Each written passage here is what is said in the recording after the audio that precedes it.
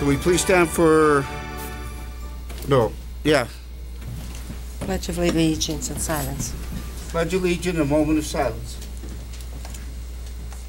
Pledge allegiance To the flag of the United States of America and to the republic for which it stands, one nation, under God, indivisible, with liberty and justice for all.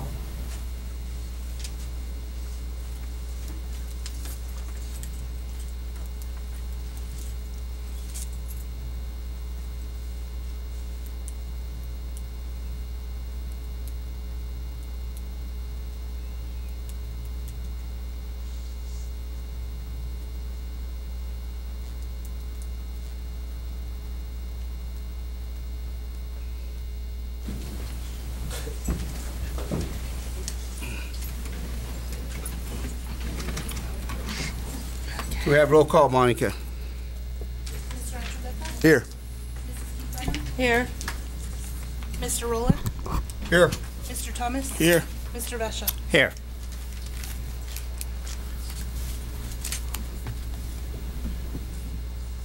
I need a motion to approve the minutes of August 9th, 2016. So moved. I'll second that. Is there any discussion? Seeing none, can we have roll call, Monica? Mr. Achuleta? Aye. Mrs. Quintana? Aye. Mr. Roller? Aye. Mr. Thomas? Aye. Mr. Vesha? Aye. Okay, moving on to approval of the agenda. There is a need to amend the agenda this evening. Policy BEDH, public participation at board meetings. Is that it, Monica? For what? The amended. Amended the agenda. I didn't put anything to it. Yeah. Well, you have there is a need to amend the agenda. But there's nothing under that. All right. Okay, approval of the agenda. Need a motion. So moved. Second. Okay, is there a discussion? Hearing none, can I have roll call? Mr. Achuleta? Aye. Mrs. Quintana? Aye. Mr. Roller? Aye. Mr. Thomas? Aye. Mr. Vesha? Aye.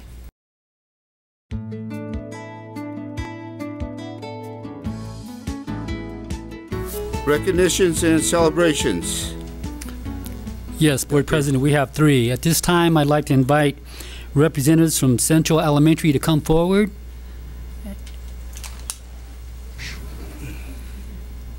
We would like you to come forward and please introduce yourselves. And the reason we're celebrating their staff, I'll say a little bit about your recognition and then you can fill this in. But the school is being recognized because they are creating a new method for interviewing staff, and they're hiring the best people in the state of Colorado and throughout the United States for their open positions through this very creative method. And I think I'll just have you elaborate, and maybe you could explain it a little bit better than me. So Sure. share with the audience. So good evening, everybody. My name is Sheila Burke, and I'm the proud principal at Central Elementary for this 2016-17 school year. My name is Ryan Green. I'm the new assistant principal at Central. I'm Christina Popek. I'm the social worker at Central. I'm Ashley McKnight. I'm a special education teacher at Central. You guys want? Christine Grimaldi, I'm the speech language pathologist at Central. Lisa Rodriguez, parent liaison at Central. Sandra Huang, 4th grade teacher at Central. Teresa Fedorko, 5th grade teacher at Central. Callie Bassett, 2nd grade at Central. Amanda Chacone, art teacher at Central. Claudia Jimenez, secretary at Central. So these are just a few members of our leadership team that are here with us at Central. Part of our work is, over the last year, we looked at our diagnostic review to come up with our problem areas so that we can improve our campus, because right now we're an underperforming campus. Through that process, we identified areas that we needed to focus on, teacher retention being one of those. So we looked at backwards planning and talked about what our ideal school looks like, and from there started to address barriers that we had. We looked at other companies that were successful so that we could determine how can we bring in those same characteristics to our campus. One of the companies that we looked at was Google. There's a reason that Google is a desired, sought-after place for people to work, and that it's desired for them to be there. And we wanted to foster the same thing at our campus. So when we looked at those, they believe in, at Google, fostering creativity, research, data, best practice, and pushing boundaries. And we wanted the same thing for ours. So at Central, we believe in creativity, honoring the work of the training of our professionals on our campus. We believe in using data to guide our work, research and best practice to foster those decisions that we're making so that we're pushing the boundaries of education so that we can produce a great product, which is our students, out into the world. So to change that, we changed our interview process so that we can really bring in and foster great people in our campus. So we changed our interview process to meet our goals of our ideal campus with it, and we set up, when our candidates came through, we interviewed them 4 at a time with it, and we wanted to test not only their knowledge that they have, but their core beliefs so that we had the least amount of contradictions between what our candidates said and did. So we listened to their responses and we listened to their body language to make sure that when they're looking at data and have limited information or are under stress, that they're still going to treat each other kindly, that they're going to push through and persevere so that we can help prepare our students for jobs that we know don't exist today. And we want to foster the same ideas that Google has so that we can be a desired, highly sought out campus that's going to deliver the best product out into the world.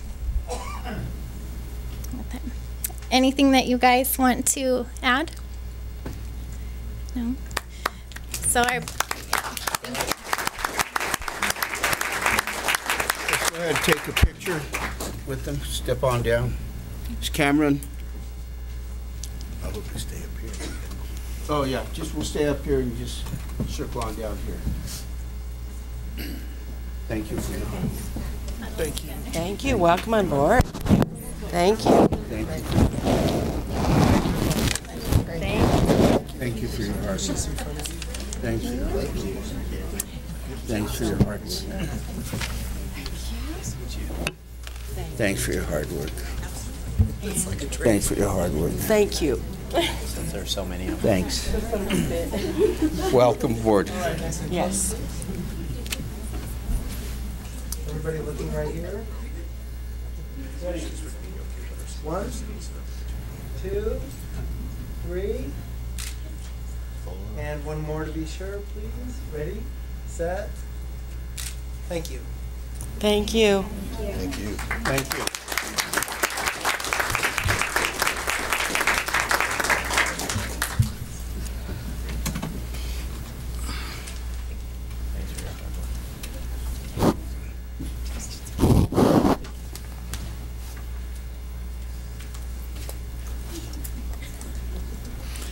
Thank you, Central Elementary staff. We also have another individual in the audience that we want to recognize and congratulate. If we would have Miss Naomi Duran Flynn, please come up here.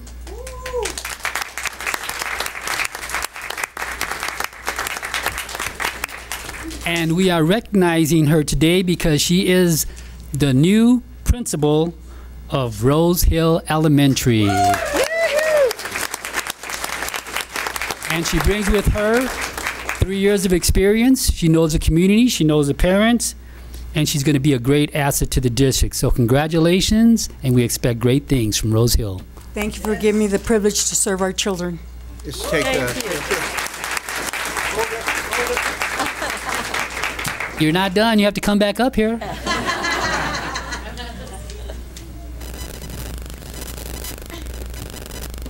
This makes it official when you take the picture.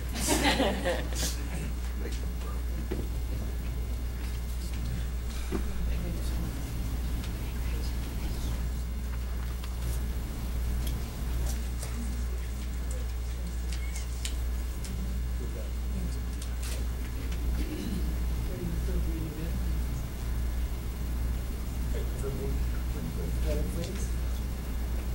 Ready, 1, 2, 3. Thank you. Thank you.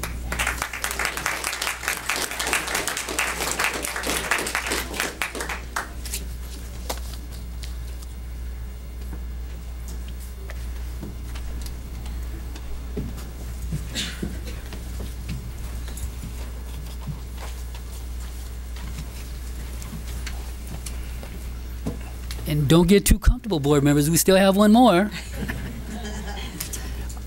We also have Adams City High School. We have Mr. Gianni Thompson and Adrian Perry.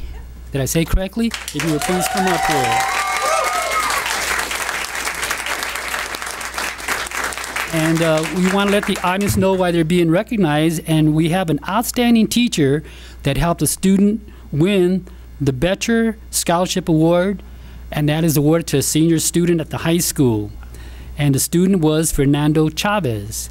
And behind every great student, there has to be a very great teacher. So we have Ms. Perry, Yes. and she was chosen by this young man, Fernando Chavez, as having a great impact on his life, and helping him get this great award. The award is a full ride scholarship to a university or college of his choice in Colorado. So what a great accomplishment. So at this time, we want to congratulate you. And I don't know if you want to say a few words, Mr. Thompson, but you're more than welcome. Absolutely. Congratulations, Ms. Perry. And along with that, Ms. Perry received a $1,000 scholarship that I think she'd like to tell the board what she's going to do with that money. Great. So with the grant money, I asked Fernando how he would like to leave his legacy at our school, and he mentioned that based off of our experience at Kennedy Space Center when we went to NASA, one of the things that he enjoyed was being able to participate in 3D printing. So with the help of one of our new hires, and that grant money, we are planning to purchase a 3D printer for our academic wings to use, as well as materials to go along with it. We do, we do also currently have, this new teacher has started a club after school, and they met Monday for the first time, and they'll be doing some 3D printing and robotics with the machine as well. Wow. Congratulations. Great job.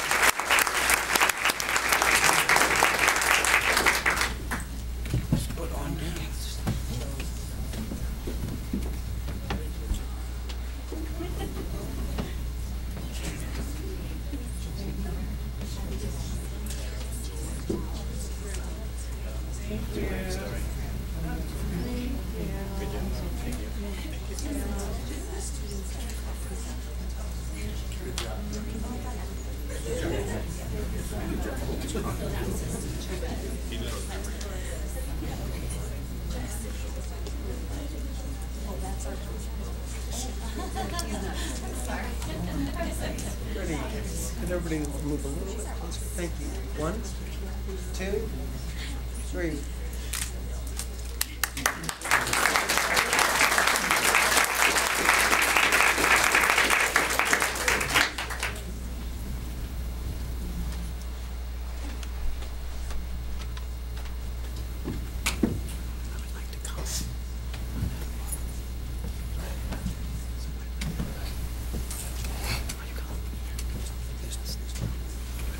Thank you.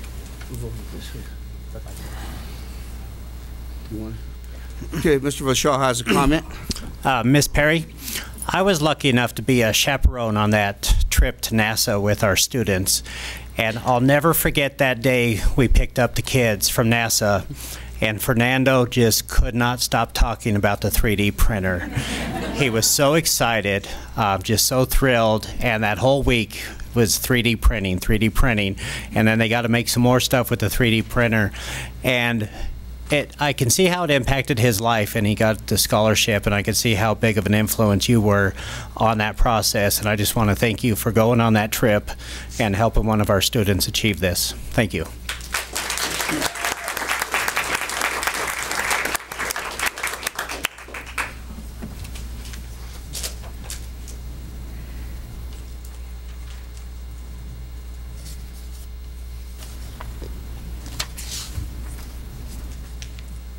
Is that it, Dr.? Yes, I'm sorry. Okay. That's all of them.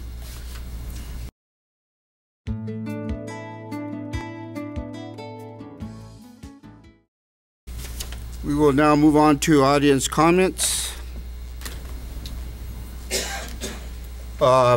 Just want to go over some of the following things that you should know. State name and school district where speaker resides before addressing the board.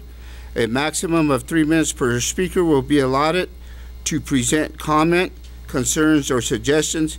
No ceding of time between speakers will be permitted. All statements shall be kept within the realm of the district concerns. No individual or personal problems shall be presented. Complaints involving the reputation of any person connected with the district will not be heard by the board while sitting in public session. The school district also has confidence in its professional staff and desires to support their actions in order that they be free from unnecessary, spiteful, or destructive criticism and complaints. Constructive criticism motivated by a sincere desire to improve the quality of education programs or to equip the schools to do their tasks more effectively is welcomed by the Board of Education. All public statements shall be constructive or helpful to the children. This time, I'd like to have Dr. Jay make a statement.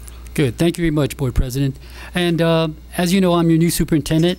And at our August 9th meeting, I heard things mentioned during the public comment period that made me feel a little bit uncomfortable. As a superintendent, I am obligated to administer the affairs of the district in conformity with policies and regulations adopted by our board. Board policy BEDH, which you just read, states that complaints involving the reputation of any person connected to the district will not be heard by the board while sitting in a public session. Also very important, public comment time is made available for the public to address issues, not personalities, so we need your help with that. And these are not my words, these are policy BEDH. The policy goes on to state, as President Rolla said, that Adams 14 supports its professional staffs so they may be free from unnecessary criticism or complaint. Very important, when I introduced myself last week, I said I want to make sure that everyone understands policy and follows it. If you do have a complaint about an individual, you follow policy KE. It states that complaint about a personnel shall be referred to the administrative team, and it goes through the proper channels before it gets to the board. So we need your help with that. Today, I'm asking our community to use this public comment time wisely so that we do not take valuable instructional time from our students by simply following the board policy. I want to challenge our community to focus on really putting our students first and discussing educational items and that impact the lives of our students.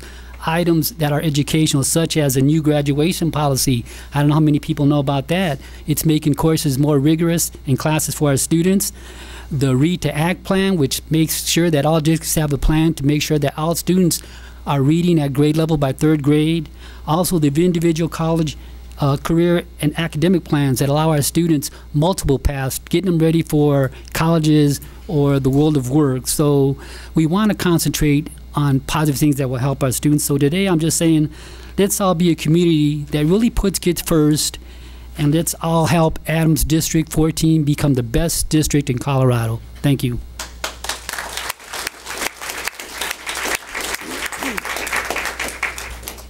At this time, we'll go ahead and begin our audience comments, and I'll have problems pronouncing some of the names, so please bear with me. Karia Reese.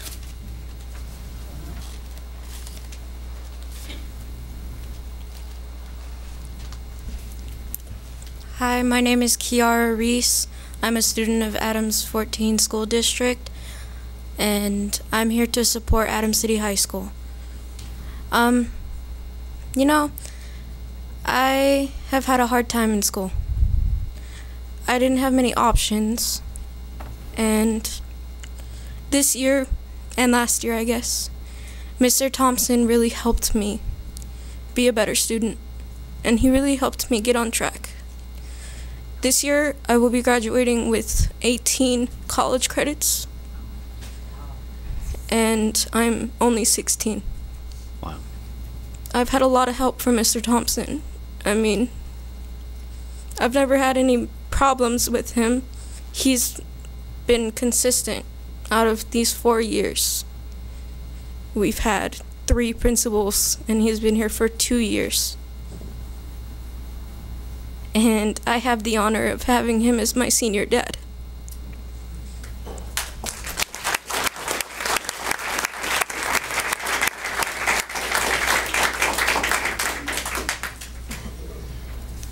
Jesse Ramirez. Good evening. How you guys doing? My name is Jesse Ramirez. I'm here representing Adams 14 as a community partner with Inspire. It was actually last week's board meeting that actually brought me here to speak tonight. You know, there's a saying where they say that there's a thin line between love and hate. I also think, having been an expert working with 180 high schools around the country, many of whom are in turnaround status like our high schools here in this district, there's also a thin line between wanting to hold people accountable and also creating a culture of destructibility and bringing down the efforts that we're trying to move forward in this district. I'm proud that I don't live my life in 3-minute intervals every 2 weeks, bringing down the culture of what we're trying to promote here at Adams City High School. In fact, I've dedicated my life 365 days a year, 24 hours a day to our students. This summer I had the opportunity to take 35 rising seniors from Adams City High School to CSU for a 3-day leadership college boot camp. Last year we took 24. We had 80 apply. What we are doing at Adams City High School to change the culture, to raise the expectations of possibilities in this community is like nothing this community has ever seen before. Young people who have been told no, or that things aren't possible, or that education doesn't matter, now have that look of hunger in their eyes. They have that look of knowing that their dreams have the real opportunity to no longer just become dreams, but to become realities. I see their pain, I hear their struggles, I see their potential in ways that sometimes they don't even see themselves. And I'm asking our community to no longer allow the status quo, which has plagued our community for so long, to unite together as one community who is all driven and united to put students first. Because at the end of the day, this is what really truly matters for Adams City High School, for Lester Arnold. In these last couple days, one of our Inspire students found out that his sister was brutally killed. This weekend, we lost a Lester Arnold student. Our students face harsh realities of the community in which they grow up in. But that student who lost his sister texted me and said, you know, mister, thanks to you, I'm gonna honor my sister's life and channel that energy into something positive for my future, to learn from her mistakes.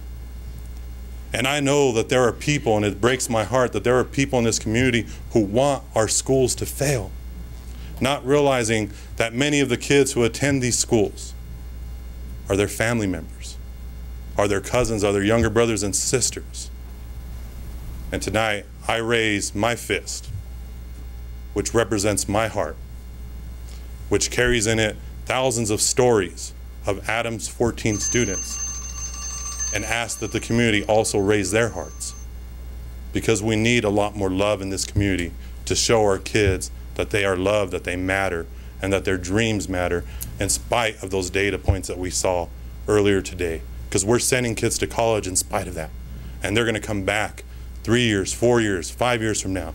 And the proudest thing that I love about Inspire is that these kids say, I'm going to go to college, and I can't wait to come back to bring healing, bring hope, bring a walking, living, breathing possibility of their futures for their community. Thank you, guys.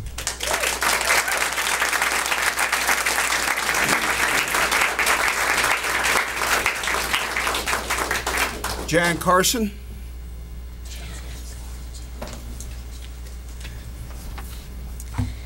Good evening, board members and Dr. Abrego. Thank you for allowing me to speak tonight. My name is Jan Carson. I'm currently an English teacher and instructional coach at the high school, though I taught for 5 years at Adams City Middle and coached for 2 there. I'm also the political action chair for our association. My concern tonight is teacher retention, and my comments tonight are largely about my own experience because I think that experience helps me understand and communicate my thoughts about the high school and its current culture. In 2012, after 5 years in the district, I left, taking a teaching position in DPS. I left because as much as I love my community, and especially my students, I'd become exhausted of a culture of fear. I was afraid always that someone would catch me when I wasn't perfect, that a risk that failed would most certainly mean doom, that administrators would eventually learn the truth, that I was as prone to mistakes as anyone else. Of course, I learned very quickly that the grass is not greener on the other side, that fear is pervasive in so much of public ed these days. So when I came back as a coach, not as a teacher, even as I knew with every fiber of my being that I belong in a classroom, that I was born to teach. Last year, I was fortunate to land at the high school as coach, and for the first time in nearly 10 years, I began to understand the dynamics of a safe environment where a mistake was a teacher. It was not an accusation. Where risks were welcome because there is no growth without risk. Somewhere, a teacher said, maybe worksheets are not the best way to teach our kids. Maybe there are limits to anything a kid is going to learn if it's not relevant to their lives. That learning anything in isolation from a meaningful context probably won't go anywhere for our kids. These are teachers who took risks and changed the landscape of education. Teachers must all feel safe to take risks. And when I knew that was the environment that Gianni and the administration was seeking to achieve, I began my path back into the classroom. Now, 4 years since I left the classroom, I am back. I work no less than I always did, and I've never felt more comfortable in a classroom. In the few weeks back, I've made a few mistakes, and I've taken some risks, and my kids are responding. I am grateful to Gianni and the administration and to you for supporting his goal of teacher growth and retention. Thank you.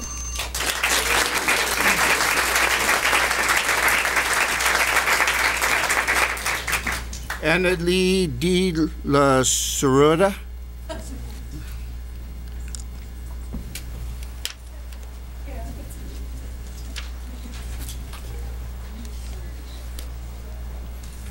I kind of don't want to go after Jan just went, but I'm going to go ahead. My name is Ana Lee de la Cerda, and I'm here today to speak about the culture of my school, which is Adams City High School. I am the French teacher at Adams City High School and the newly appointed cross-country coach, and I really appreciate that. Thank you very much for that opportunity. I've been a teacher at Adams City High School for 2 years now, coming from out of state, and I am happy to say that in the 16 years that I have been teaching, this is one of the most positive and collaborative places that I have had the pleasure to work in. In any given school, a principal is responsible for setting the tone of the school. As the leader, they create the environment based on their vision that they have. And Gianni definitely has a vision.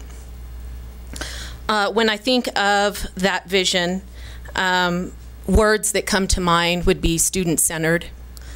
They would definitely be safe, collaborative, positive, but above all, transparency.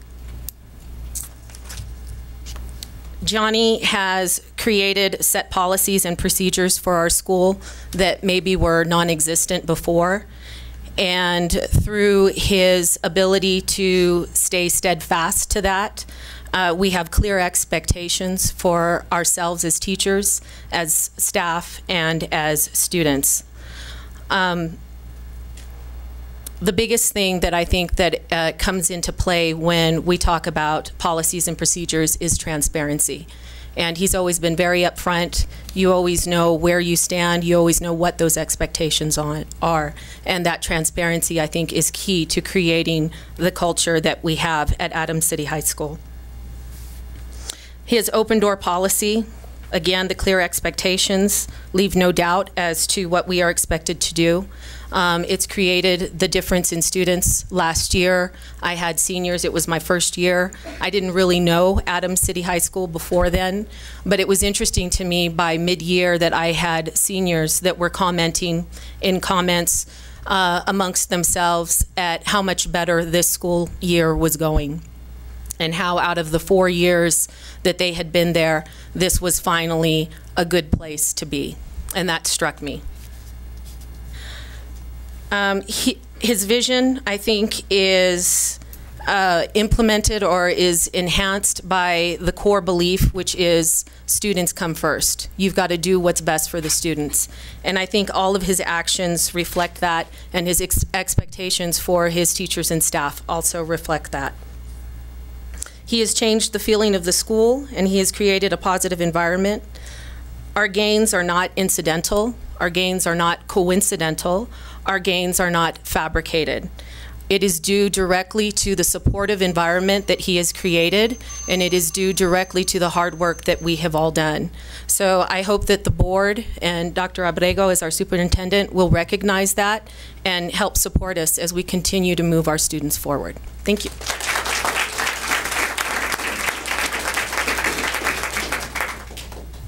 Kim Guzman.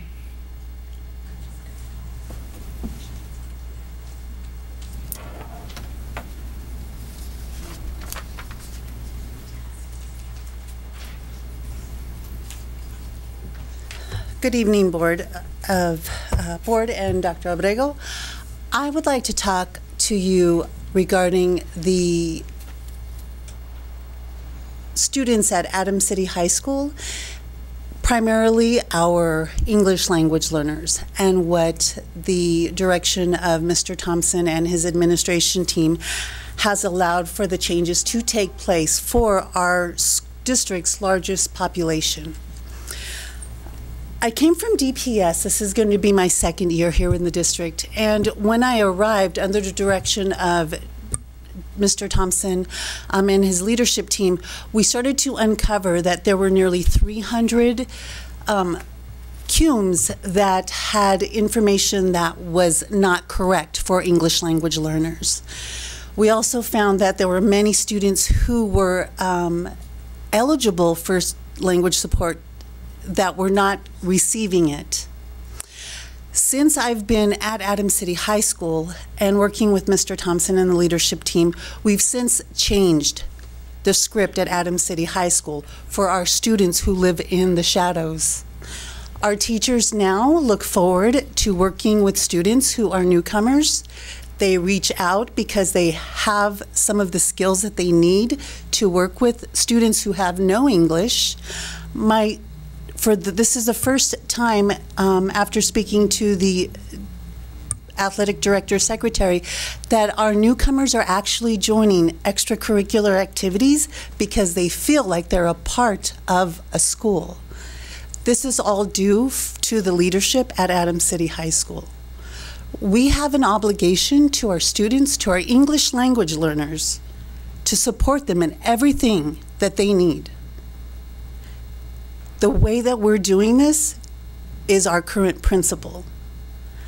Before, when I walked into that door, files were missing, students were not getting services that they deserved. The only way for us to continue on the path that we are on with the trajectory of exiting ELLs, of getting them into college, is to continue with the leadership team that we currently have.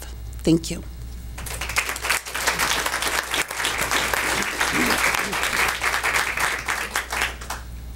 Eduardo Vasquez.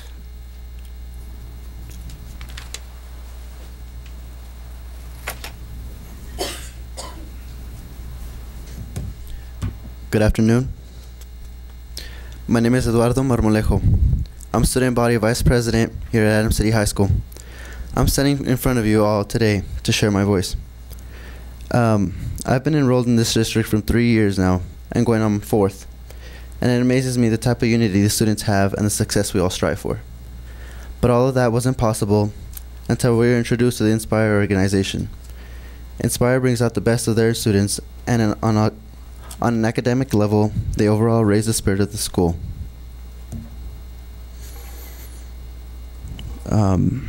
They do their best to make sure their students are on track to graduate and even assist them in ways so they can apply to various scholarships. Personally, I believe Inspire has taught me to be more aware of life after high school and the importance of college degree, a lesson in which I hope my brother receives as well for his senior year. Overall, Inspire wants us to see us all in college and to succeed. I believe I speak for all of Adams City students when I say that we want Inspire to continue its services in our school for many years to come. And on another note, I invite you all, board members, to attend our annual Powder Puff game on September 30th from 7 to 9 p.m., as well as our open house on August 25th from 5 to 7 p.m. I'd like to show you all what our school is actually about, and not just what is perceived about it or what you hear from other people. It's unjust to have anyone other than someone who works at or attends Adams City High School to tell you all about what's going on in our school, let alone tell you that we don't have the voice to speak for ourselves. Look around. You can clearly see that's not the case. If there's a major problem in our school, you can definitely expect a student such as me to address you. Thank you for your time.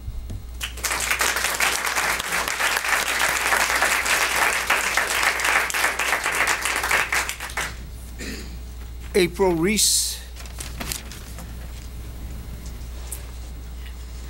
Members of the board, my name is April Reese, and my comment card was actually intended to give Jesse Ramirez an additional 3 minutes, which he didn't need. So that's why I turned in my comment card.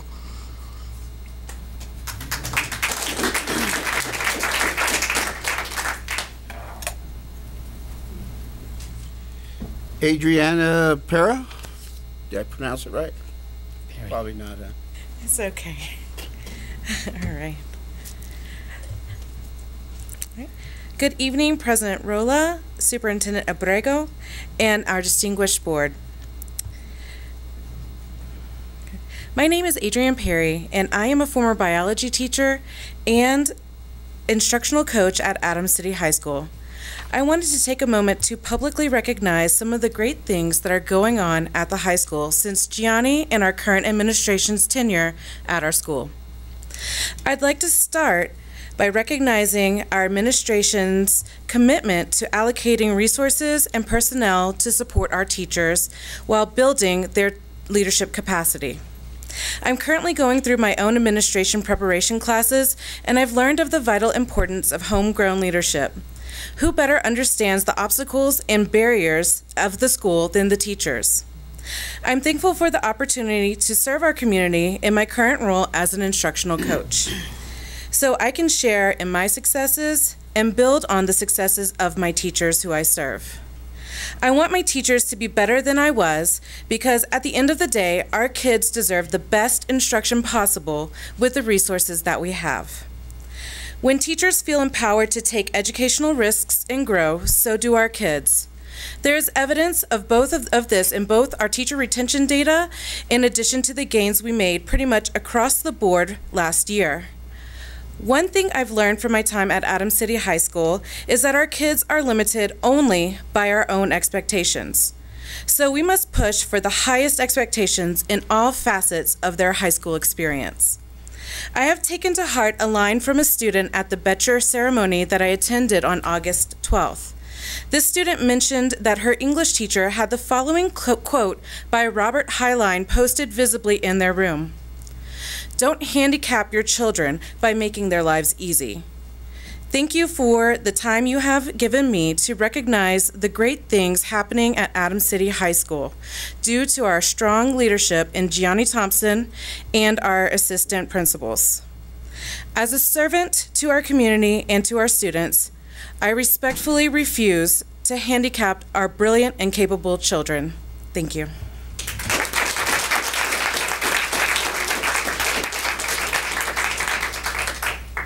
Cassie Green.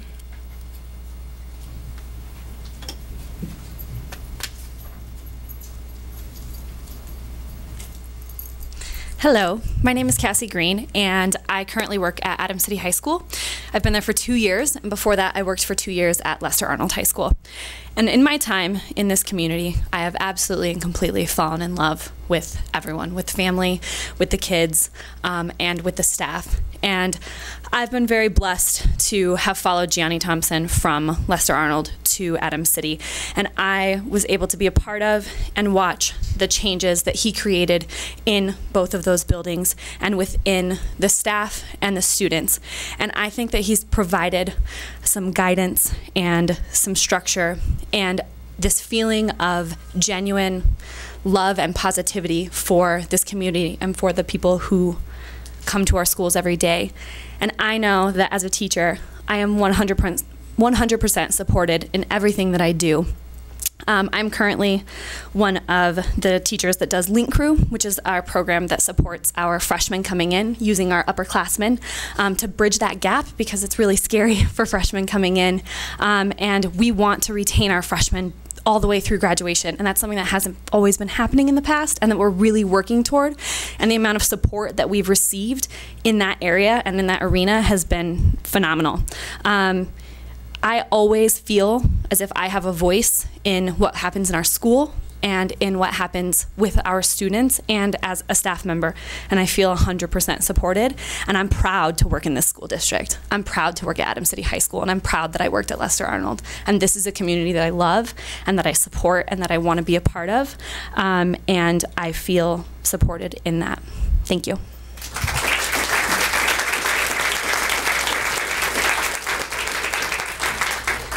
Thomas DeGuero.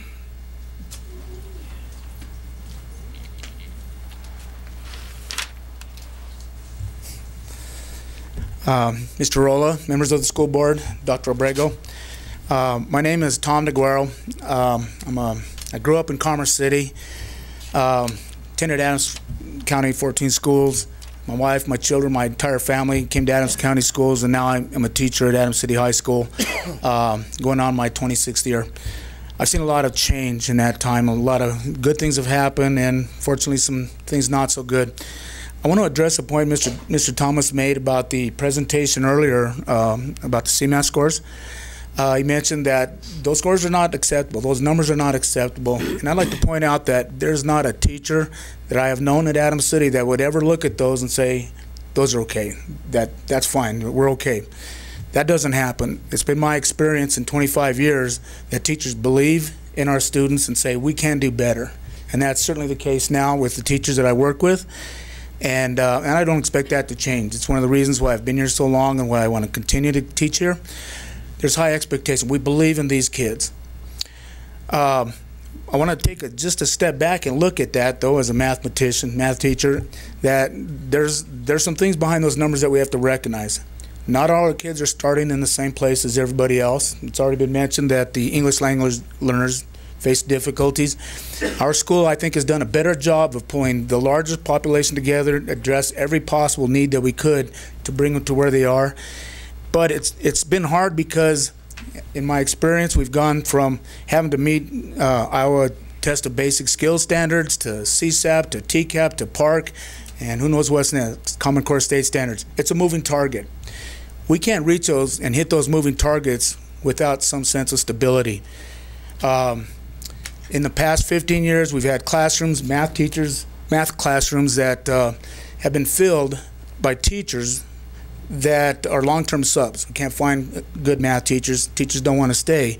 Sometimes they've been pushed out. Sometimes they decided it was not healthy for them. I feel now for the first time in a long time that we're in the right direction. With the leadership we have with Mr. Thompson and his admin team, there is a sense of us. We're all in it together. It's not admin versus teachers. It's not the community versus teachers versus students. We're all in this together. He's brought a sense of urgency, but also a sense of collaboration to the community. There's trust to the teachers. There's trust. His instructional coaches and his admin team are people that we feel safe talking to and taking our concerns to. He sets high standards, yet he listens. When something is not realistic, he'll make adjustments but still keep those high standards. I feel that he's extremely professional, extremely ethical, and he's one of the strongest leaders I've seen in the time that I've been here. I'm very proud and happy to be a teacher at Adams City High School, and I hope to continue, and I hope to be part of this team for quite some years. So thank you very much.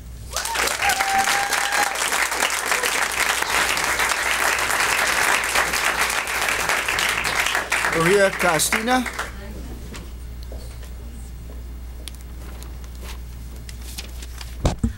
Hi, my name is Maria Castaneda, and I'm a student at Adams City High School, and I am also here to speak about the culture of Adams City.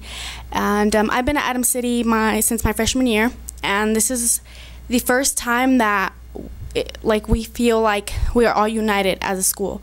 And I came in my freshman year, and everybody hated being at Adams City, and everybody hated being a part of this community.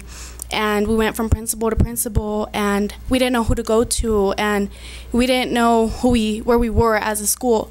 And my junior year, Mr. Thompson and his admin team came in, and they showed us what loving each other as a school and being a part of something meant. And I can speak for a lot of my classmates that this is the best that Adams City has ever been.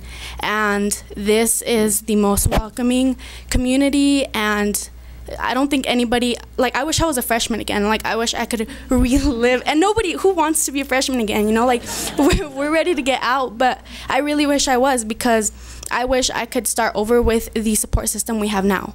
And I am so proud to be an Eagle, and I'm so proud to have these people to support me, and I don't think I'd be where I am now without their support. So, thank you.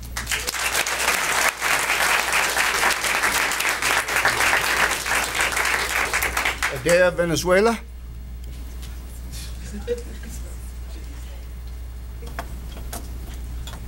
Good evening, everyone. My name is Aida, and I am a member of the community as well as a student at Adams City High School. I have been in student council these last 4 years, and it was so different our freshman year. I mean, we didn't have anyone to go to. Our events would be shut down, and as Maria said, nobody was proud to be an Eagle. Nobody was proud to be a member of the community. And our junior year, Mr. Thompson and his administration team came in, and the spirit began to change as well as the culture. He is a great, exceptional principal. Not many principals can say that they know their students' names. I mean, my name's pretty difficult to say, and he mispronounced it a couple of times. But he took the time to learn my name, and he'll say hi to his students in the hallways. And he'll encourage us to do things that we want to. And thanks to him, we have the Inspire team at Adams City High School, which I am also a member of. Thanks to them, most of the kids are planning to go to college. They've already started on their applications, and they know that nothing can hold them back, that it's not, high school isn't stopping them from going anywhere, that they can go wherever they want and fulfill their dreams. And I'm just thankful to Mr. Thompson and his administration for giving us the opportunity to do what we want with our lives and to keep soaring. Thank you.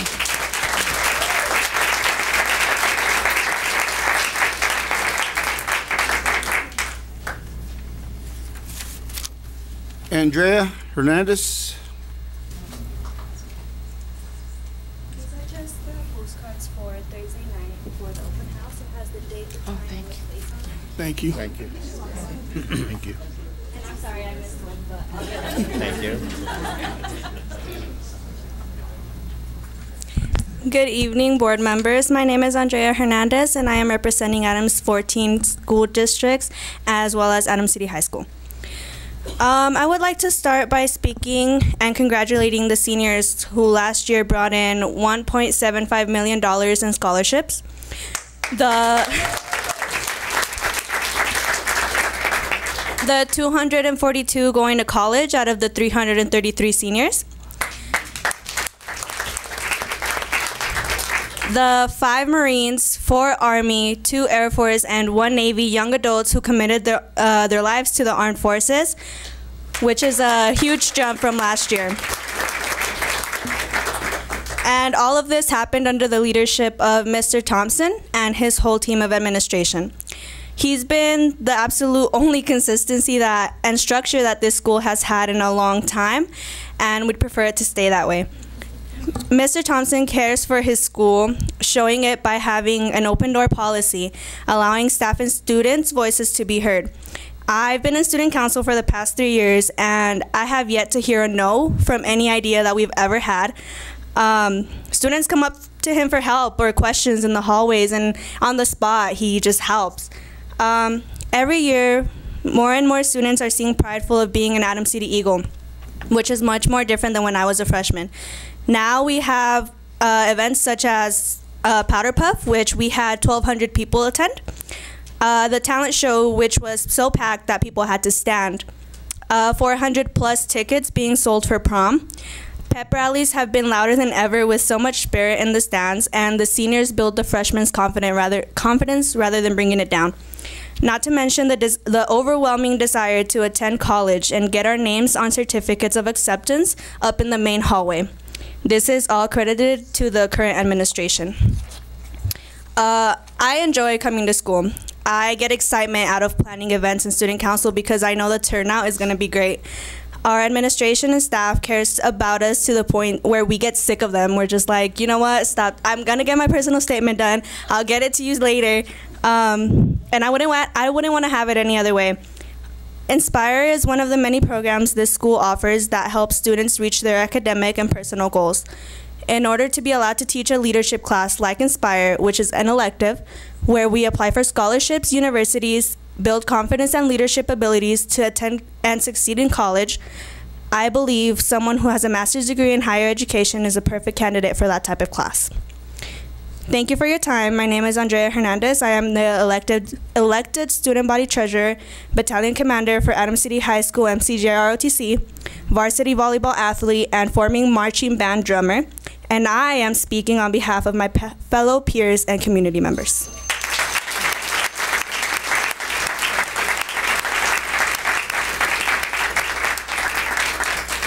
Renee Lovato.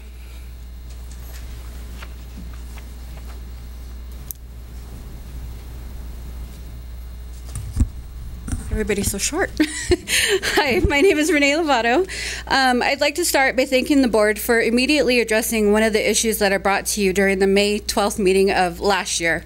Took a little lag because my son was graduating last year and I didn't want anything to interfere with that. I expressed my concern about the requirement for public speakers at these meetings to provide their home addresses. You updated this policy and did away with this requirement, and I think that encouraged communication between the district and the community. Unfortunately, that's the only positive thing that I have to say about my experience coming before you before. I had the opportunity to watch the video stream of the June 23rd board meeting where you responded to my concerns. Your 1,360 word response to my multiple concerns were not only incorrect, it was presented in a condescending and demeaning nature. I don't appreciate it, and I certainly didn't deserve it.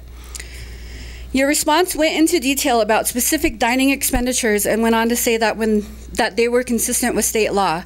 When I last addressed you, I was not questioning the legality or the relevancy of these charges. That's up to you and your financial staff, your auditors, and the state's monitor. What I was asking was that the explanation field of the P-card registers be reported with the same detail that the accounts payable registries have. P-card registries should be reported in a way that the average community member can decipher the purpose of each expense. Right now, there's a GL account number that doesn't help the average person. Additionally, I'd like to see that these P-card and accounts payable registries are posted in a more timely fashion. They're only posted through June as of today. The concern I voiced about students not having homework assignments and books was dismissed as if I was a lone parent losing her mind.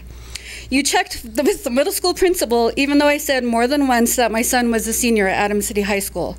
I conducted my own little survey within the community and found that books were not being issued to students and that they had little to no homework unless they were in AP or concurrent enrollment classes. Not issuing textbooks and homework amounts to our educators everyone here, cutting parents out of their children's education. We're not preparing our students to be college ready, and we're not preparing them given the CMAS results. The widely known 10-minute rule formulated by the National PTA and National Education Association suggests that students should have 10 minutes of homework per night per grade level. Adams 14 doesn't even come close to that. My son is starting his first week of college this week, and I'm frightened for him. If it wasn't for groups like Inspire and Gear Up that pushed him to at least attempt college, he probably wouldn't be going. You directed me to address these issues with the high school principal, Mr. Thompson. I'd like to publicly recognize and thank Mr. Thompson, because not only did he follow up on my concerns immediately, it was at the end of that exact board meeting that he met with me and we talked about everything, and I saw immediate actions. I didn't know that I shouldn't bring these concerns to you. My last suggestion is that if you would post that policy KE to let parents and community members know that we need to take different steps, not come to you first, I think that would be very helpful. Thank you.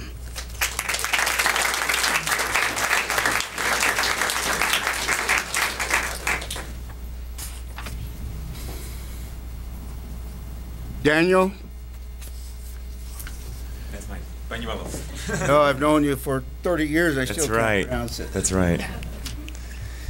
President Rolla and board members, my name is Daniel Banuelos. I'm with the Educational Talent Search Program. That's a pre-collegiate program based out of Colorado State University. I'm here to make comments about the wonderful relationship between pre-collegiate programs and Adams City High School. I'm the assistant director of this program. I've been working in the Adams City district for over 25 years, so you're right, we have known each other for quite a while. We do early intervention, and you mentioned that earlier, and I'm glad that you believe in early intervention. We start at Kearney Middle School and Adams City Middle School starting at 6th grade and work with our students all the way through the high school. Over the years, I've seen the support for the pre-collegiate programs rise at Adams City, and that's made a world of difference. We have access to classrooms, we have access to students, we have collaborations with teachers, that teachers inform us, and together we work to help build our students. It's because of the support there's an increase in applications going to Colorado State University. This is one of the highest years that we've had the most applicants come from Adams City High School. And again, it's due to Mr. Thompson and Mr. Guardiola's the support for pre-collegiate programs. With that, there comes investment. CSU is investing in Adams City. They are. They've noticed this. They've noticed the support where CSU now has departments such as Reach Out. Reach Out is from CSU, totally funded from CSU, and they help with family nights, the 8th grade transitions that they do. They help financially, they help student body-wise. They bring a host of college students coming down here to serve as role models for these students. They also have the Alliance program, another CSU-funded program because of the support that they're getting from Adams City High School. Alliance provides STEM, math, science programs for your students at no cost. We also have, and I cannot mention, forget, CSU Scholarship. They're giving every student at Adams City High School, as long as they graduate, $2,500 just to come to CSU. The beauty part is they also give it to them if they go off to community college. They believe in Adams City, and again, it's because of the support that we're getting at Adams City High School. This collaboration is investing in individuals. Individuals such as Sylvia Martinez, who graduated from Adams City long ago, and now she works at CSU in the financial aid department and helps thousands of students get financial aid, especially Adams City. All I have to do is tell Sylvia this is an Adams City kid or this is a TRIO kid, and she's there to provide and help. We have individuals like Chris Loney, who went to Harvard and then came back to the district. We have Chris Duran, who went through our programs and graduated and here's working at the district. We have Brian and Andrew Amador, who constantly gives back to this community. We even have Jordan Bills, who graduated from Adams City High School and is now working for our programs. You mentioned Fernando, and congratulations for the teacher that helped him, but he's also a Talent Search and a Gear Up student. All I'm asking is if your continued support to provide opportunities for students such as these. Thank you.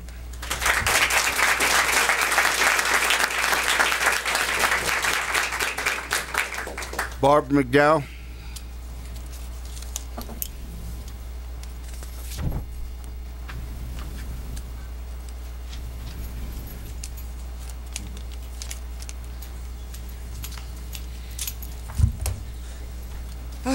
Good evening, President Rolla, Superintendent Abrego, distinguished members of the board.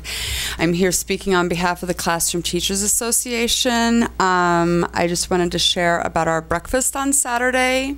We had anywhere from 50 to 75 community members attend our pancake breakfast, and they came to hear the results of our questionnaire when we went on our walk on July 30th. And the questions focused on what do community members want to learn about, or what questions do they have about their school, what concerns they have about their district, and the best way to communicate them. We focused on 2 areas in our district, Pine Lake Ranch, which is off of 100th and Colorado Boulevard, and Wickiup, which is at 88th, right across from the flea market. We focus on those 2 areas rather than any other area because most people don't even realize that those children attend our schools, and they're quite isolated from the city of Commerce City. So we shared with them the information. It was a great turnout. I wanted to thank Board Member Harvest Thomas and Timio Archuleta for attending, and Dr. Abrego for attending. It was a great event. We have already another walk. We actually have 2 walks planned for September. One will be in the middle of the, it'll be in an evening during the week, and one will be on a Saturday to meet the needs of staff who can attend, and to get some families who are available maybe in the evening or on a Saturday. As you know, I have been focusing the fact that we cannot turn our district around. This is a community event. The old adage, it takes a village, is true, and so we need the entire community to help us. Anyway, thank you, and I hope you can attend our future celebrations and hear what the community has to say about our district and what they need to create the schools our students deserve. Thank you.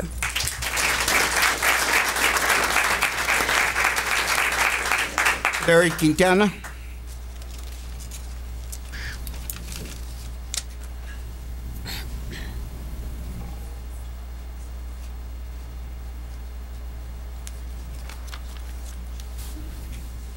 Got 28 seconds gone already.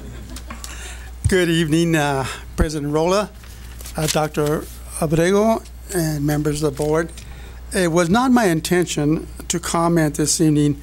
However, there was a comment made by Mr. Rolla that prompted me to sign up and make this, share my thoughts. He indicated that, we have those facilities there on the old high school property, the old cafeteria and the media center and theater. And those could be a foundation for perhaps future preschool children. I want to say this. What we need in this community is the support of the taxpayers to pass a bond issue, and Mr. Rolla did indicate the need for a bond issue, as well as a mill levy override. It is imperative, as I said at the last meeting, that we gain the trust of the community, and in order to gain the trust, as we did 6 years ago, after a forensic audit, we were able to go to the community and let them know that the mistakes that we had made in our financial department at that time were corrected. And it would be good to go back to the same community and say, you know what, we had another audit and we got a clean bill of health. However, if there was errors in our process, we are correcting those, and we guarantee you that we will do our due diligence and make sure that your tax dollars are being used for the purpose of a bond issue or a mill levy override. We need that in order. We need to gain the trust of the taxpayers. Many of our taxpayers are on fixed income, like myself, and our tax dollars, go a long way to help this here community. A lot of our community is a very poor community, but yet they strive hard to support their children. As we heard today, and I want to make one last comment. I have a grandson yesterday started his second year of college. And a lot of that had to do with the efforts of Mr. Gianni and Jose Graviola when they were at Lester Arnold. Here was a child who, in his 11th year of high school, only had 5 credit. He had a .75 GPA. 0.75 GPA and only had a handful of credits. And yet, through their efforts, they were able to get him enough credits to graduate ahead of time. And like I said, yesterday he started his second year of college.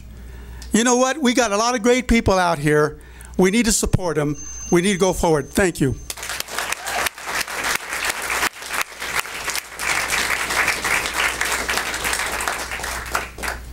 Okay, that brings an end to audience comments. So I know a lot of you get bored with this, and I know some of you have school to go to tomorrow. So at this time, we'll take a few minutes for you to excuse yourself. 5 minutes.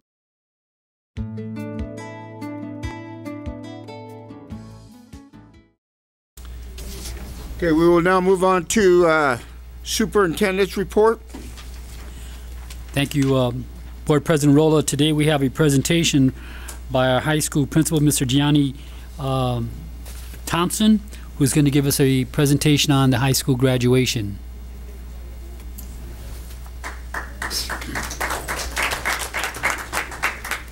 Thank you, President Rolla, distinguished members of the board, and Dr. Buego.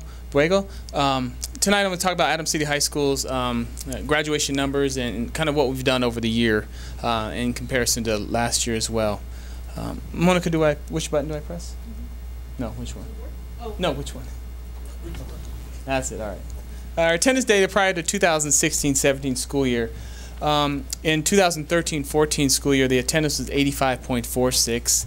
14-15 was 83.98. Currently, we are at 85.51. I'm sorry, last year was 85.51% attendance. We're expecting that to change dramatically this year due to the focus on freshmen and getting them more acclimated to school rather than freshmen arriving. We have the Link crew now, who is getting kids more engaged in school. This year we're expecting to have high numbers in all areas of participation in extracurricular activities as well as tutoring. Advanced placement pass rate. In 2014 and 13-14 we had 28% pass rate in advanced placement, or AP as you'd call it. In 14-15 you had 32%, and in 15-16 we had a 47% pass rate. And we're talking about pass rates, so those students receive college credit for passing those exams. So they received a higher than a 3 to get college credit, and those college credits are national credits. So our ACT scores on average in 2013-14, 14-15 and 15-16, we could just look across the board of the increase in the years. So in English, we've increased 1.2 points in English, 0.6 in math, 0.3 in reading, science at 0.7, and overall composite is also 0.7 for ACT scores. Now, we're looking at ACT scores as a composite score for students. That's huge. Those are huge points right there, because NCAA is a 17 on the ACT, gets kids past the clearinghouse, so those athletes can attend college and play sports. Colorado, the number, 17 is also the number that the state of Colorado looks at as saying that's acceptable pass rate. Our students are starting to achieve that now. Unfortunately, we've moved to the SAT now for schools, so they've moved the target on us one more time, and we've adjusted accordingly. We do know that SAT has a strong writing component, and they are more focused on reading and writing. And so what we've done at Adams City High School is we've worked out to where is writing across the curriculum. So all areas of instruction are focused on writing. Not only that, as some of the students talked earlier about their personal essays, one of the requirements now is that all juniors work on their personal statement for college, and then they're refined over the year. And so as they start applying to colleges, instead of rewriting or starting from scratch, these students are prepared to start sending off these essays on their personal statements to college. Kiara is one student here who refined hers a few times, and she's already been accepted to a college in Iowa. So it is working. ACT scores percentages. So we look at percentage-wise, and Ms. Quintana, I know you like the numbers, so this is the percentage piece here. So in 15-16, the English was a 27% increase, 11% in math, 15% in reading, 11% in science, and 24% in composite. So those increases are down below as well in comparison. CMAS testing, Ms. Hernandez talked a little bit about this before. So in 14-15, the 12th grade group was 6.13% increase, and in 15-16, 11th grade was 14.5% increase, giving us an 8.2% increase. Now I know those are still two different grade levels. However, that number right there speaks to the instruction that's taking place in our science classrooms to say, you know, it doesn't matter what kid comes in there, these are the increases that we're going to make. These are the gaps that we're going to fill. And this is just a TCAP PARC data comparison or percentile rank. In 9th grade, we had a +2 increase, and in 10th grade, we had a +14% increase in percentile rank. And I wish I can tell you exactly how they do the algorithm to compare TCAP to PARC, but I don't have that algorithm. If I did, I can kind of do a deep dive into that and see exactly where we need to increase in other areas. This is our post-secondary data. We, in 14-15, 281 graduates, and I know I reported back in May we were expecting 328 graduates, but because of summer school, we're now at 333 graduates from Adams City High School. So that's a 52 student increase. Scholarships in 14-15 were $800,000, and in 15-16 we've increased that to $1.7 million. That's a $900,000 increase in scholarships. With that, we had one Daniels and four Daniels and one Betcher. And that's three, we've increased by 3 from the previous years.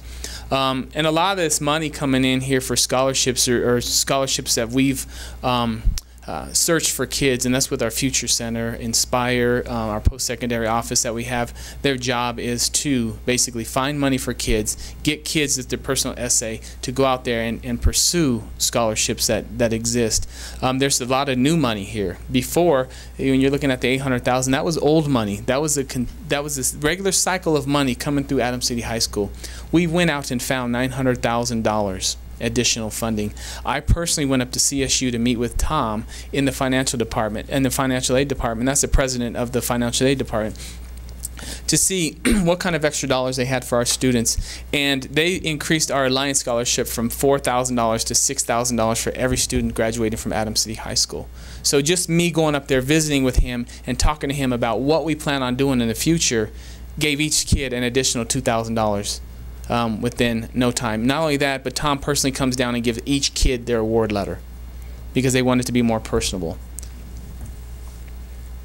And of those, out of 328 graduates, it should be 333 because I just got that number from our Teresa Hernandez's office. 242 are attending 2- to 4-year colleges, and 2 are attending the Air Force, 3 join the Army, 6 going to the Marines. We're proud of our Eagles as they continue to soar, and I want to thank you guys for your time. And if there's any questions, I'll be happy to answer those at this time. I do have a question, and I'm looking. I'm not like a real good with numbers, but you're saying that of the 333 students that graduated this year, 242 are attending a 2 or 4 year college. So I'm just yes, amazed. so and I'm saying, is that about 80%? Am I close? Yeah. That is. That's. I've never seen that number. Yeah. That's why I'm saying that. So what we have to work on, Dr. Brego, is what we call the summer melt, and that's where we get kids into college. And I was here in May when we were presented by the state for having the highest increase of FAFSA forms filled out and kids accepted for their Pell Grant in the state. And with that said, the summer melt is those kids that filled all the paperwork, their personal essay, they get accepted to college, is following up and making sure that they go. Because as we all know, it's very intimidating for some kids that have, what we say is we hold their hand all the way till 12th grade, and then all of a sudden it's like, here you go, here's college. So there's some things we're doing to make sure that we're following up with kids. One of the things we're doing with Inspire is we have 2 general meetings during the year up at CSU and 1 downtown. So we're coming together with all those kids that graduated from Adams City High School and doing a checkup on them. And so we're going to sit down with those kids, we'll have some food, and we'll discuss what they're doing. And what the goal is to make sure that they're coming together and they have a cohort of support. And not only that, but they're coming back to the nest, the eagle's nest, and they're bringing others with them. And so there's a support group. And so the kids aren't saying this isn't for me or I'm too intimidated. And I just want to congratulate the high school because, as I said, I have never seen those type of numbers. I used to brag at our schools when we would get 60%, which was the most we've ever done. But to get 80% is outstanding. So I commend you and the staff, and just say that we need to really publicize all the great things we're doing in our community, because you saw statistics. And the statistics didn't look good, but I tell people, you know, we don't teach the test. We teach students. So thank you for helping our students, and again, congratulations. Thank you.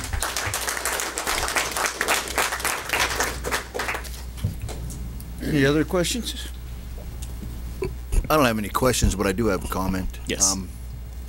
I've been fortunate enough to visit the high school and see what's going on at the high school and all of the work that's happening with the seniors, and I say seniors because I mostly talk with the senior kids that are there, you know, in the Inspire group, and I want to commend you on those numbers. Those are huge numbers. Just the graduation rate alone is huge. In my opinion, it's very huge for Commerce City to have graduated as many kids as they did from the 2 high schools this past year, and I was fortunate enough to be part of it, and I thank you and commend you for all of your hard work. Absolutely. Thank you for allowing me to do it.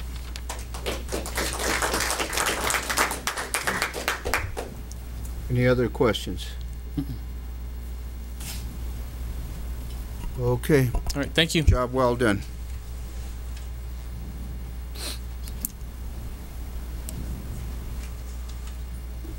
Is that it? Yes. Okay, Student Board of Education report. I don't see one.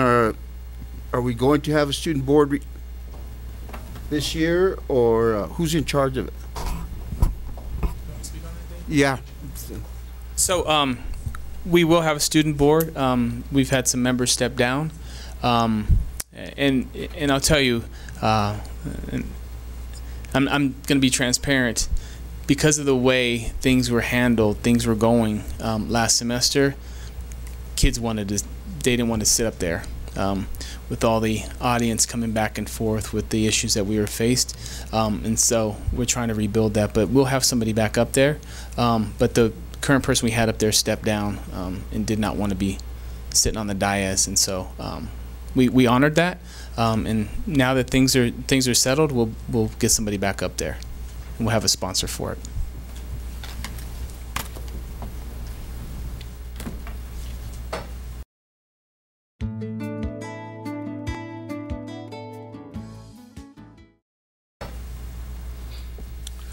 Okay, moving on to consent items, personnel. Superintendent's recommendation, personnel action. I need a motion. So moved. I'll second that. Okay, is there any discussion? Hearing none, can we have roll call, Mike? Mr. Archuleta? Aye. Mrs. Quintana? Aye. Mr. Rolla? Aye. Mr. Thomas? Aye. Mr. Beck? Aye. Okay, moving on to grants. I need a motion for the approval to accept the Excel and at-risk student service grant for 2016-2017. So moved.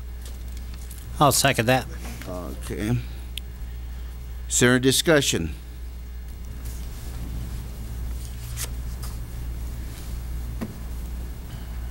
Okay, hearing none, can I have roll call, Monica? Aye. Aye. Aye. Aye. Aye. Moving on to business policy, superintendent's recommendation. I need a motion for second reading on policy JEB and JEBR revised, entrance age requirement and proof of entrance age. So moved. I'll second that. Is there any discussion? Hearing none, can we have roll call, Monica? Aye. Aye. Aye. Aye. Aye. Moving on to superintendent's recommendation 1.2. I need a motion for accepting second reading adoption of policy JLCDB, new administration of medical marijuana to qualified students. So moved. I'll second that one. Okay, is there any discussion? Hearing none, can we have roll call? I'm sorry. So board members, as indicated in your packet, this is not a required policy. If you choose to enact this policy, it will then dictate the remaining options on the other policies that are up for tonight for second reading. If you do enact the policy, it has a provision in it, just to point out, that says if the federal government decides someday, if they decide, that medical marijuana will no longer be tolerated in the state of Colorado, it has to have a provision in here, which is in here, which says the policy immediately will be suspended and no medical marijuana use will be allowed on any of the campuses. So you don't need to adopt this policy, but if you do, it will then dictate the balance of the policies up for reading tonight. Does that make sense? So, question, Mr. Kramars. When they passed marijuana to be legal in Colorado, we were promised to get some of the tax money in our school district, but then we were told we could not receive the tax money because we received federal funding. Now, this policy here, if a student in one of our buildings is receiving medical marijuana on our property for an illness, can that affect our federal funding? In theory, as indicated in the comments accompanying the policy, if the federal government ever decided that it wanted to take that type of draconian approach on the issue, they theoretically could. It's always an option for the board to put it to third reading, and we can see how our sister districts are handling this. From two that I've spoken to, I believe that they're going in the direction of a JLCDB type policy. But again, you're not bound if you wanted to turn it over for third reading, because it is a theoretical issue that, you know, can come up. Your question is a good one. If you don't pass this policy under Colorado law, you would still have a scenario where a caregiver under state statute could exercise their rights to administer medical marijuana at the school, on a school bus, if necessary, at a school activity, because that's what the state law says. Unfortunately, the state law and the federal law don't talk on this one. So you wouldn't have a policy JLCDB, but if this happened tomorrow in our schools, we would probably be allowing the administration in accordance with the statute. We just wouldn't have a policy of administration. that might give you some comfort in not passing a policy of administration and simply handling it on a case-by-case basis if and when it comes up. It's estimated there are several hundred students in the state of Colorado with valid medical bases to utilize medical marijuana. So it could come up tomorrow in one of our schools.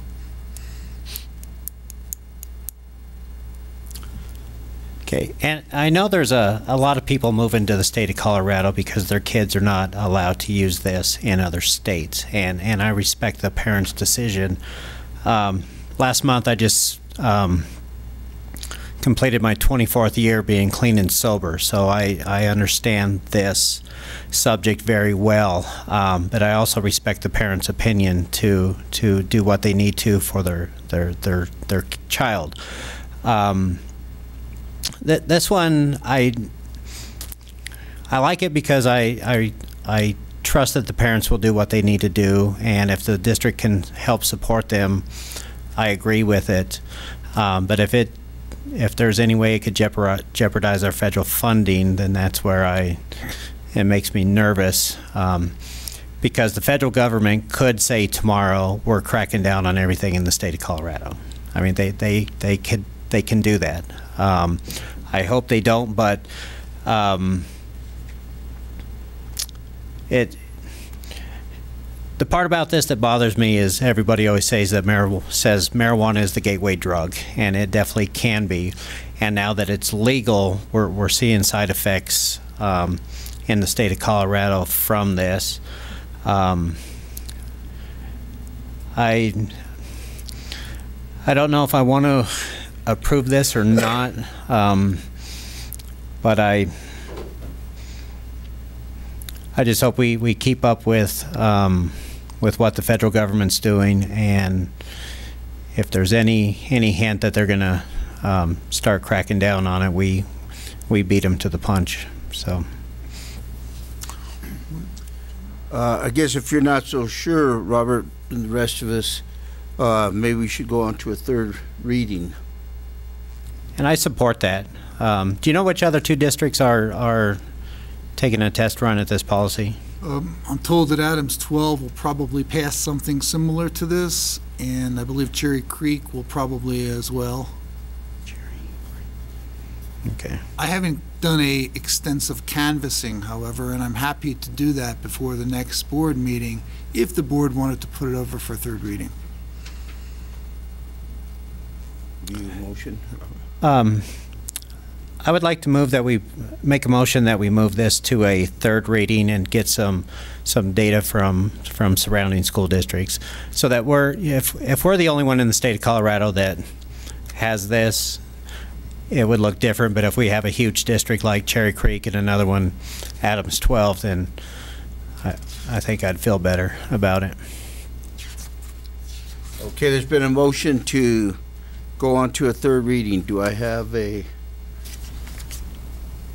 first on it? You need a second? Or a second? I'll second it. Okay, is there any discussion? Hearing none, can we have roll call, Monica, to move this to a third reading? Mr. Archuleta? Aye. Mrs. Quintana? Aye. Mr. Rolla? Aye. Mr. Thomas? Aye. Mr. Vesha? Aye. Okay, moving on to 1.3. Superintendent's recommendation, policy KFA revised, second reading adoption. I need a motion for public conduct on this district property. So, members of the board, once again, since you've tabled the leading policy on this topic, it will make sense to table the balance of the policies on your agenda that deal with medical marijuana. So it would, again, it's up to you, but consistent with your vote from a moment ago, you would probably want to table this one as well. Okay. But again, it's up to you. Motion to table. Okay, do I have a second? I'll second that. Is there any discussion? Hearing none, can we have roll call, Monica?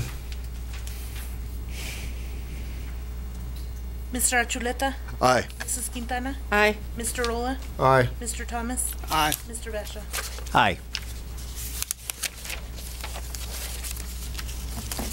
Moving on to 1.4, Superintendent's Recommendation, Policy JLCD, revised, second reading and adoption, and administrating medications to students. Doesn't that go with Exactly, Mrs. Quintana. This one? So we tabled, along with it? Okay. Yeah, so we need we tabled 1.3, 1.4, 1.5, and 1.6. anything that goes with it. Okay. 1.6.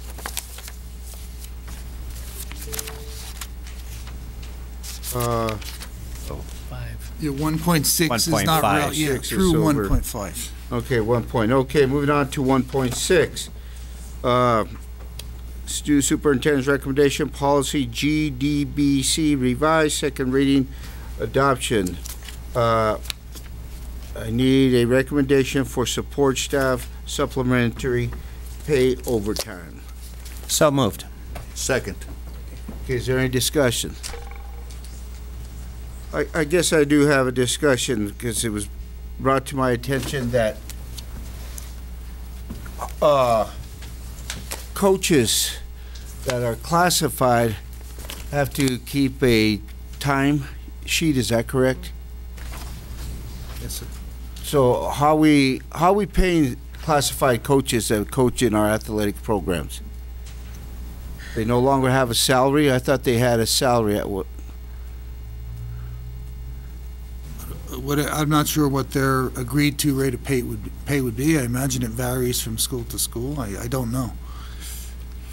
They're paid based on the memorandum of understanding with the certified teachers. So it depends on the sport, and they're paid off that extra duty salary table right now. So is there, I mean, are they giving a salary, you make so much if you, or is that the salary plus, It's the same, they're getting a flat dollar amount to coach right now. okay, the same as certified Yes. coaches? Yes. Okay. Okay, here any other discussion? Okay, can we have roll call, Monica? Mr. Archuleta? Aye. Mrs. Quintana? Aye. Mr. Rolla? Aye. Mr. Thomas? Aye. Mr. Vasha? Aye. Moving into other, 2.1 Superintendent's Recommendation, approval of in-state. President Rolla? Yeah. You need to go back and, that motion to table item 1.4 and 1.5 was not voted on. Okay. I need a motion for tabling policy JLCD revised, administering medication to students. 1.5 Superintendent's Recommendation, policy JICH revised, drugs and alcohol involvement by students. So moved. Second. Is there any discussion? Can we have roll call, Monica? Mr. Archuleta? Aye. Mrs. Quintana? Aye. Mr. Rolla? Aye. Mr. Thomas? Aye. Mr. Vasha? Aye. Moving on, 2.2 other. Superintendent's Recommendation, approval of in-state overnight travel to Breckenridge, Colorado by Business and Support Service Division.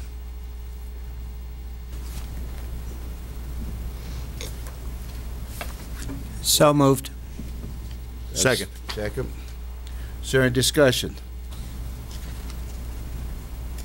I would like to ask, and I know we talked about it last year, but I believe that when these organizations go out of state on our money, that they report back to us and let us know what they accomplished or what they got out of it, et cetera, just to make sure that we're getting our money's worth. I'll be honest with you, a couple years ago, we sent a group to Chicago. Two of them decided they were not going to attend the conference. Instead, they went on a shopping spree throughout the city of Chicago. So we don't want that. So we want to make sure that we continue to get asked by our taxpayers, where's our tax money going? I think we've got to be accountable to our taxpayers for this. So my recommendation is that when we allow these individuals to go, whoever it is, that they report back to us. Sure. Yes, do I have a consensus on that? I don't disagree with that at all. And not only to us, to whoever else needs the information. Right. I don't know, agree. do we have to make policy on that, or can we? You already decided as a board last spring that you were going to require individuals who had gone on overnight or out-of-state travel to report back to you. And at this point, there's probably quite a long list of folks who haven't reported back. So it's already something you decided on last spring. Maybe you ask for a written report from them, or I don't know if you want to spend the meeting time hearing about it, but I mean, you already decided this. Okay. On their application, when they apply to go for out of town, do they have something in a paragraph form or something that states you will report back to the board either in written form or oral? I don't know who has that form or It's part application. of the process, yes. They are informed when they turn in their paperwork. Okay. I think it's being done in Friday updates, right? You're getting,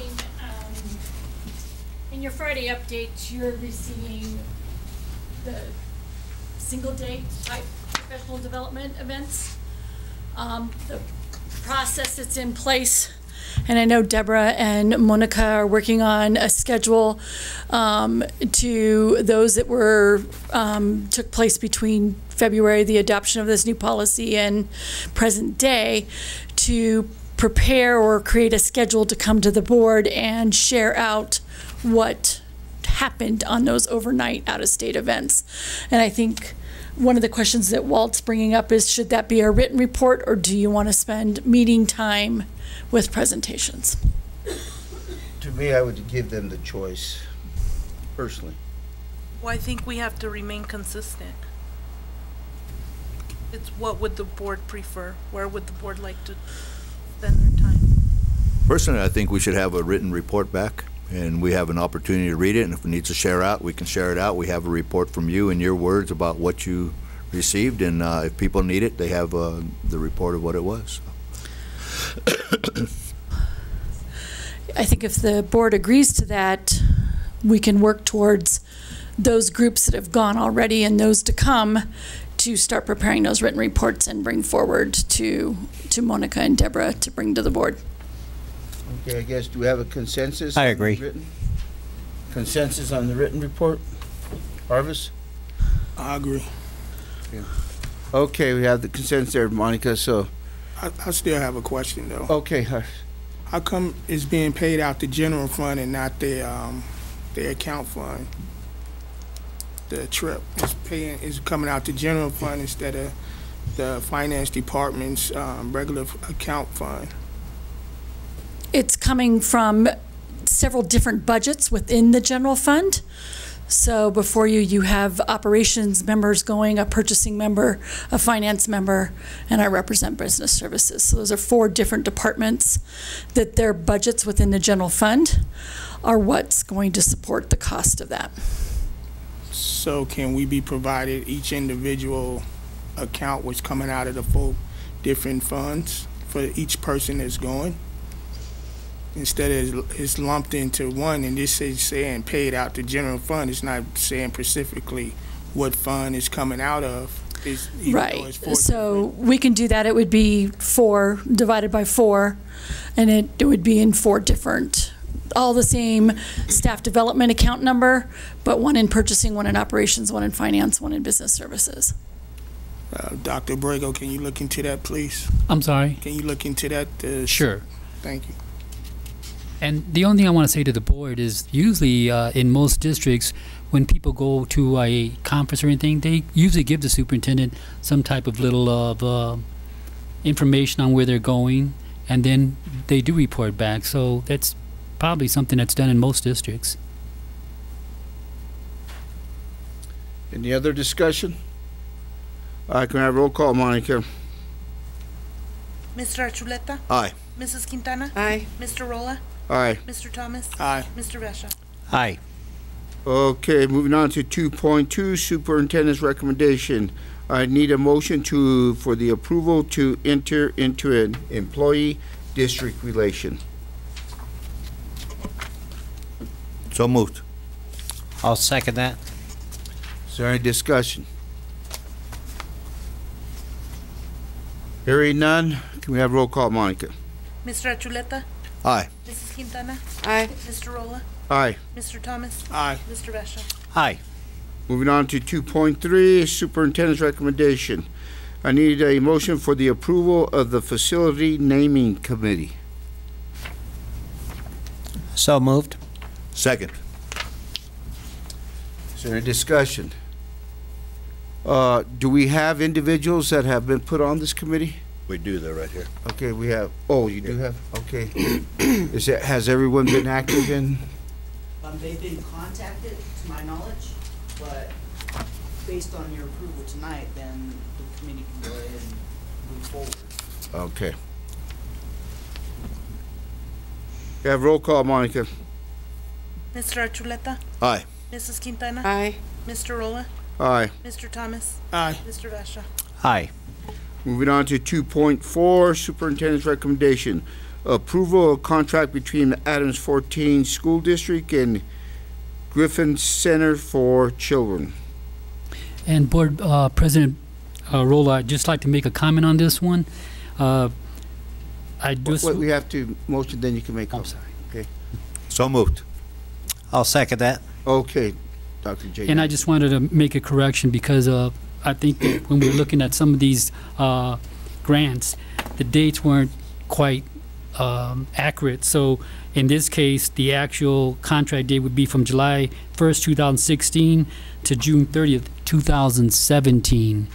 And we did have that conversation with some of our directors as to why, and they're correcting those measures. And the correction basically is because when the secretary gets it, they start putting the date right away, where we should wait. Okay. Any other discussion? Hearing none, can we move on? Can we have roll call, Monica? Mr. Achuleta? Aye. Mrs. Quintana? Aye. Mr. Rolla? Aye. Mr. Thomas? Aye. Mr. Vesha? Aye. Moving on to 2.5, Superintendent's recommendation, approval of contract between Adams 14 School District and the Homies Unidos. So moved. Second. Okay, is there any discussion? Yes. Okay. After reviewing this, my question is, you got Kearney Middle School, Adams City Middle School, Adams City High School. How come Lester Arnold is not included in this? Did anybody contact Lester Arnold to find out, or because the contract will provide violence prevention program? I can speak to that. I'm the Susan Cardesis, and I'm the grant manager. Excuse me, come to the.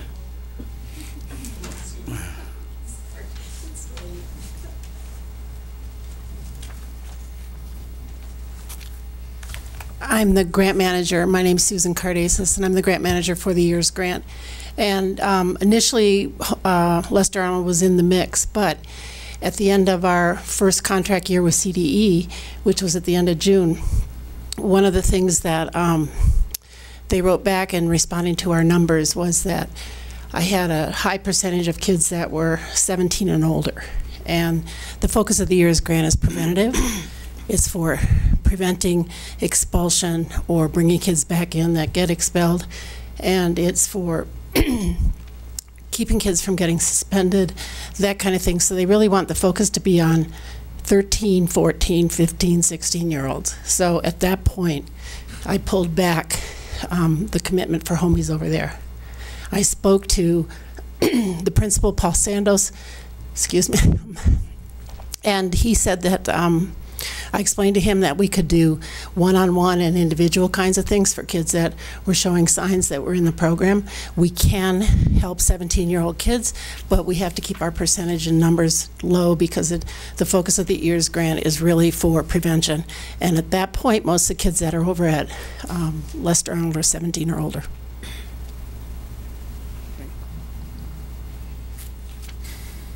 Any other questions? No? Thank you. Can we have roll call, Monica? Mr. Achuleta? Aye. Mrs. Quintana? Aye. Mr. Rolla? Aye. Mr. Thomas? Aye. Mr. Vesha? Aye. Moving on to 2.6, Superintendent's recommendation, approval of contract between Adams 14 School District and the Community Reach Center system. So moved. I'll second that. Is there any discussion? Yes. I was reading, looks like we have 2 contracts in here. And on one of them, I noticed the dates. It says term commences August 15, 2016, and will terminate on May 24th, 2016. And the cost is $22,500. Then you go to the second one, and the cost is $22,000. So, are these 2 different contracts? They are. Yeah. If I could elaborate, I believe these are all grants that we have asked for the Colorado Department of Education. We were awarded these grants, and I think it's a total of about $80,000 for all the grants, but they are different. This one right here particularly is for 2 caseworkers. So they all have different components, but they're all basically fall under the AERS grant. Okay, and the time frame? Well, There's a typo there? yes, and again, I do have that in here, and I have spoken with the directors that when we stipulate the beginning of the contract, it says August 15th, 2016. It should say May 24th, 2017. So we're working with the directors, and they'll make sure that these errors do not appear ongoing.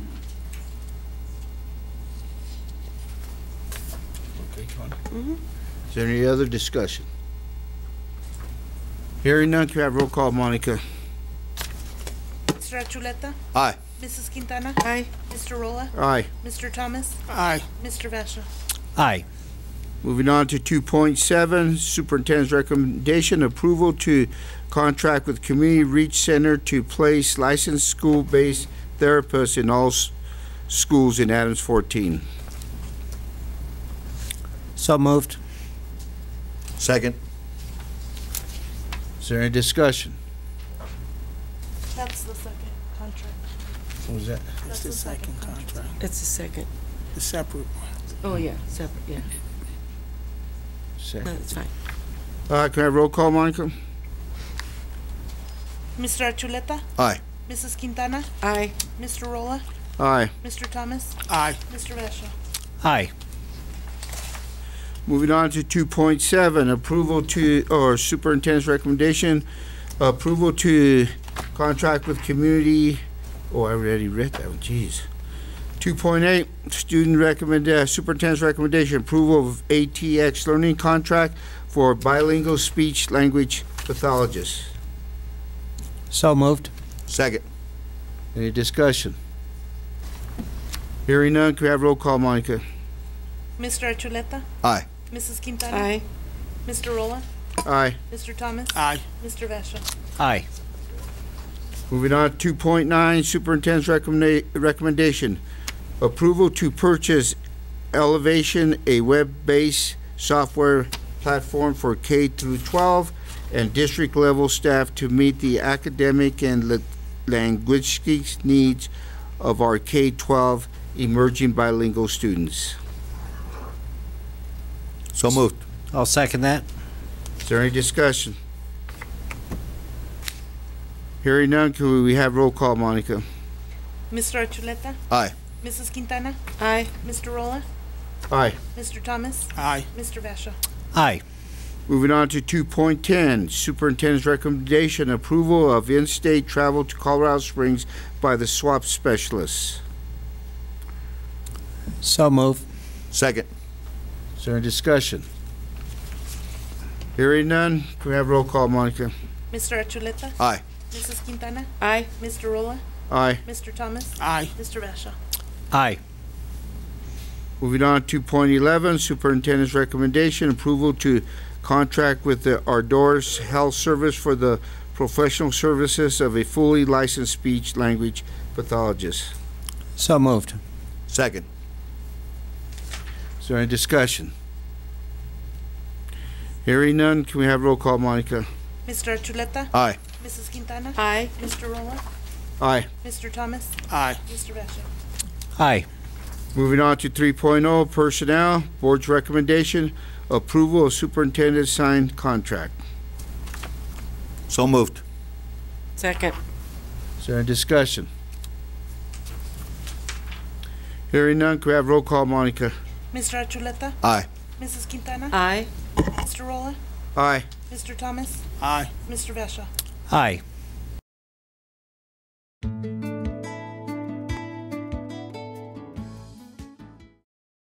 Okay, moving on to communications, just like to say that it's good to get back in full swing for our students and our teachers and administrators.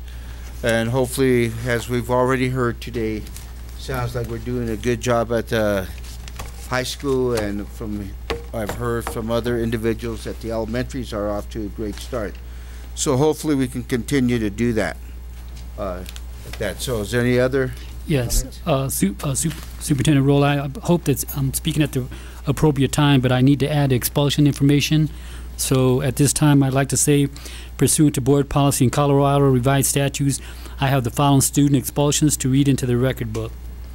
The student number is 1080881. It's a student that's being recommended for expulsion. Any other communication? I would just like to thank everybody for coming to the board meetings again. We're off to a good start. I believe you heard a lot of celebrations going on tonight. And, you know, we've got a new superintendent. We're hopefully heading in the right direction, and I want to thank all of the people that continually come and the people that are willing to stand up and give us direction on what needs to happen. I'd like to thank you all for being here from me. Any other? Last thing I have here is the board will be giving out ice cream and popsicles out at the South Adams Volunteer Fire Department 55 Annual Spaghetti Dinner that will be held on September 10th from 4:30 to 8 o'clock. To make sure that we have coverage, let's all sign up for a time slot. So the time slot's 4:15 to 5:15. Harvest. Hey. Ladies first, ladies first. That's all right. We got Connie and Harvest. Yeah, well, that's right. Okay. Or did you get that, Monica? Yeah. Okay. 5:15 to 6:15. I'll be there. Okay. I'll be there all night, so. Yeah, so whatever's not, whatever. Yeah. Yeah. So I will too. So all of us just will cover that, Monica. Okay. Okay. There is no need for an executive session, is there, Walt? No, sir. Okay. So take a look on page 52 for your calendars on what's happening there. So I need a motion to adjourn. So moved. I'll second that. Okay, is there any discussion? Okay, hearing no discussion, we will now adjourn at 8:39. You need a vote. Oh, yes, yes, Oh, we I need a vote. I need a, Yes. Motions are non-debatable. okay. You We did have a roll call, motion. Monica. Mr. Archuleta? Aye. Mrs. Quintana? Aye. Mr. Rolla? Aye. Mr. Thomas? Aye. Mr. Vasha? Aye.